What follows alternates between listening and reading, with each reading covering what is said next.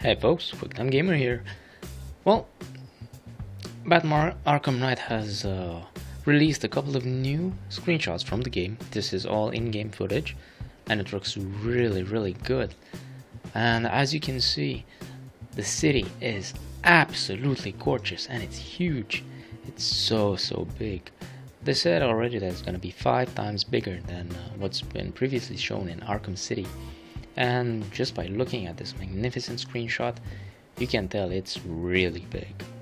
I can't wait to traverse it, and as you can see, the streets are really wide, they're really big, and they've made it in such a way that it will perfectly accommodate the Batmobile, and you will be able to speed or glide, if you prefer, throughout the whole city.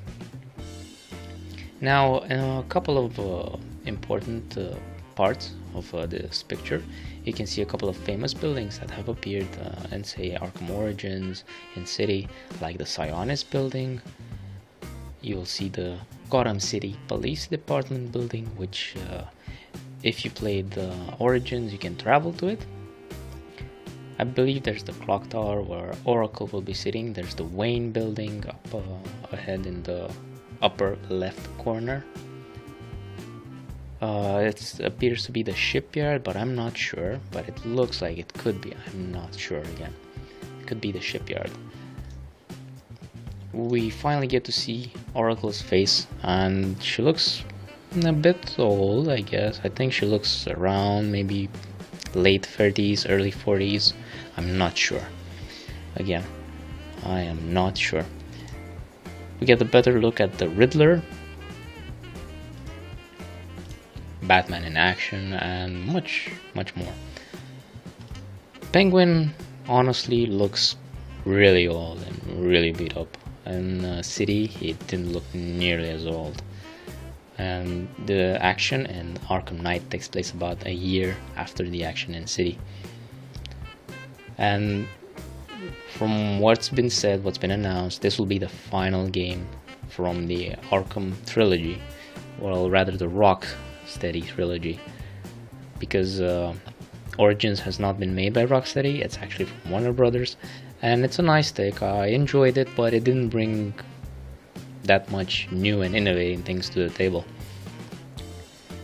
What I'm really hyped about is that this is going to be a true next generation experience, and it's been said that some of the buildings that you'll fly past, you will be able to look inside and you're gonna see like chandeliers, small tidbits of interior design, which is really nice.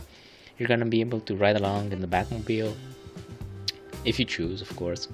And there's gonna be some Riddler missions where you will be forced to use the Batmobile in race-like scenarios, which is really nice. And now you will be able to fly faster because the Batman has been slightly upgraded and tweaked. Batman has some new mechanics, new combat mechanics. He will be able to use the environment against the enemies. This will be something like if you've played Sleeping Dogs, where you can finish off guys using the environment, then this will be similar. There will be a new mechanic for stealth takedown called Fear Takedown, where you can take up to 3 enemies in a consecutive move, pretty much. It's really nice, and if those enemies are grouped up, you can just sneak behind one of them, take him out, and then continue taking the other 2 guys out, which is really nice. You'll be able to use enemy weapons against the enemies, so that's really nice. And you'll be able to have a new pickup move. You'll be able to pick up a guy and throw him. This move has actually been presented in the Asylum game. It was one of the takedowns that Batman could perform. He would pick up a guy and just throw him around. And I really liked it, because there were scenarios where you could throw a guy onto another guy, and both those guys would fall on electric grates and such. It was really nice, and I missed it in the City, and I'm really glad they're bringing this in. However, there's a few things that there haven't been announced, you know. And in City, if you remember, you could be able to play as Catwoman and Robin in small single-player parts of the game. I found those parts really enjoyable, and they were a breath of fresh air. That's it for now. Cheers, folks. Later. QuickTime Gamer 90 is out.